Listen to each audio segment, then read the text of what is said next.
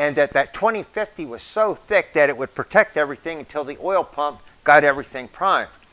But if you had 20W50 in your engine, you literally would go out, fire up the engine, watching the oil gauge, watch it. Oh, here we got pressure. The argument where something like a 5W20 is actually more effective on cold starts is the fact that it runs through all the passages much quicker. So you fire up the engine, and as you're letting off the key, you've already got oil pressure. So the amount of damage caused before your oil pump comes into play is probably less with the 5W20 than it would be that real thick 20W50 stuff. Just like the engine, you can also probably get by with a lighter weight gear oil. So if you have a 90W125 rating in your owner's manual for your differential, you might be able to get by with a 75W90. If it's 75W90 rating, you can probably get by with the 50 weight going to a nice synthetic, like an AMS oil or another quality synthetic blend. And that reduces the parasitic loss of just plowing through it. Automatic transmissions, I think the ATF Plus 4 is the lightest viscosity for automatic transmissions.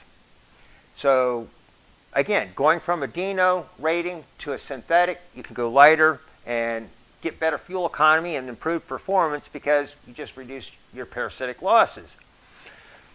Additives is a big topic, and it's been a few years, but I did a very, very extensive research on different oil additives that were available. And what I found is that there's a couple of categories that most of them fit into. One, whatever additives the oil companies were already putting in the oil, this additive company would just throw a bunch of them into a bottle and you would be adding more of what the oil company's already put in their oil. That's not good. The oil's blended and it's just like baking a chocolate cake, you know. Well, if a little bit of this is good, let's double that amount. Well, in proportion, it's no longer that same chocolate cake, you know. Another category is we're just going to make the oil slipperier. So chlorine-based additives and boric acid-based additives make the oil slipperier. So you're putting in something that just makes the oil slipperier, that way. There's a couple of others. And slipperier is better in a differential. Slipperier is better in a manual transmission. Slippery is better for the camshaft, for the crankshaft, for most moving things. But slipperier is not necessarily better for the piston rings sealing against the cylinders. So a lot of these make it slipperier type additives, when you put them in, all of a sudden the piston rings aren't sealing properly anymore because the oil is so slippery, the rings slide down the bore instead of scraping down the bore. And it needs to scrape down the bore at just the right amount. Too much and you're gouging, but not enough and it's not sealing and you get excessive blow-by. So there's a couple of additives that I am going to mention here.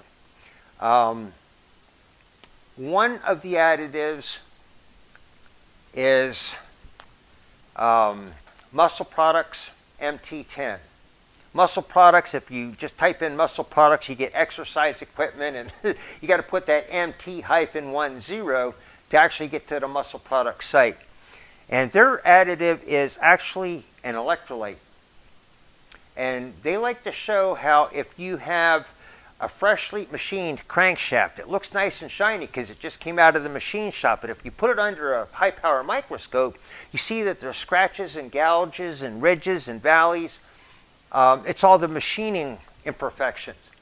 So Muscle Products did an experiment where they took a freshly turned crankshaft and took a bunch of microscope pictures of it, put it into an engine, just normal driving, ran at 10,000 miles, pulled the engine back apart and took pictures of the crankshaft again. And the bearing surfaces were actually smoother. It's like the MT10 was healing the engine while you drive. Because it's an electrolyte, MT10 established that the high stuff, the peaks in the gouges have a positive charge, and the valleys, the floors of the gouges have a negative charge.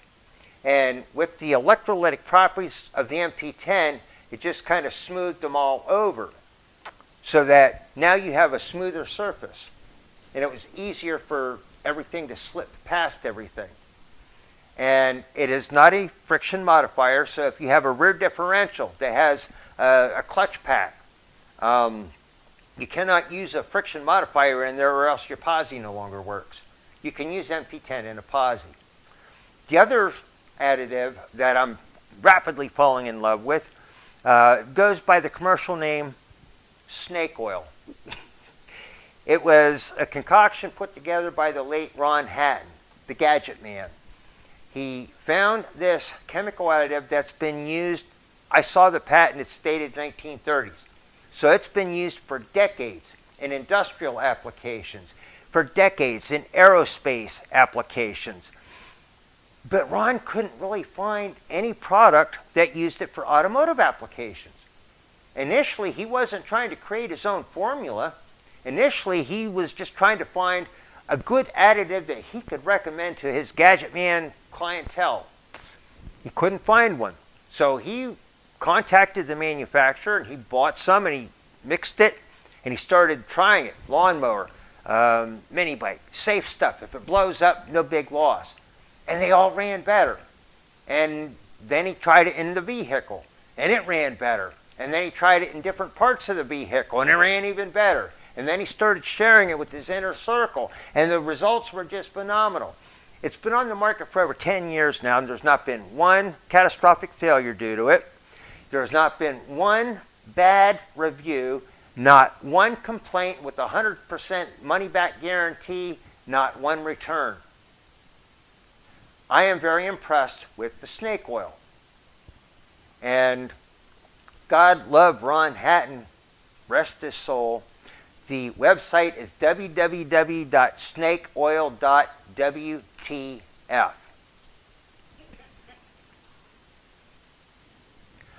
When we talk about oil, we have to talk about filters. I had seen a study where the effectiveness of different brands of oil filters were tested. And a very, very popular, big-selling brand is, and of all the brands tested, that ranked down with the generic, doesn't do much. At the top of the list was Wix and Purolator. So Wix and Purolator are brands that I use myself, and I'm not picky, I'll take either one. Just kind of keep that in mind. A good quality filter is well worth the money, because an engine is not going to be cheap. Also along the line of filters, there's something called a bypass filter. Now, this does not have a filter in it, but this would mount somewhere, and you basically have an inlet and an outlet, and you would tee in at your oil sender. This is not a primary filter. You're still going to use the Wix or the Purolator as your primary filter, and you're going to change it fairly regularly. But this has a filter that looks a lot like toilet paper. It's got a plastic center, not a cardboard like your toilet paper, and the paper is a lot rougher. You do not want to use toilet paper in here because it'll fall apart and clog your oil system. And just as a side note, I found out you don't want to use the filter for this as toilet paper either. But this is a bypass filter, so it takes just a little bit of the oil that it taps at the sender and microfilters it. Whereas your typical oil filter might be getting 100, 150 micron size stuff, bigger. This will filter down to like 5 to 7 microns. But it's restrictive, which is why you cannot use it as a primary filter. But over time, you're just taking a little bit of the oil and uber filtering it, and then just dump it back into the engine. AMSOIL has their 50,000 mile oil change. That is so unheard of in years gone by. It's their synthetic oil, their AMSOIL brand primary filter, and then their version of the bypass filter. And what you do is you do an oil change, install the bypass filter, and you run it about 10,000 miles. At 10,000 miles, you swap the toilet paper roll out of the bypass filter and top off the engine oil.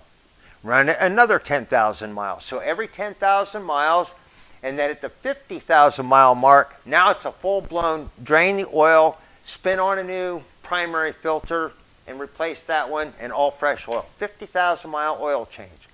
So if you have a vehicle that you want to keep for a long, long time, a good investment would be a bypass filter.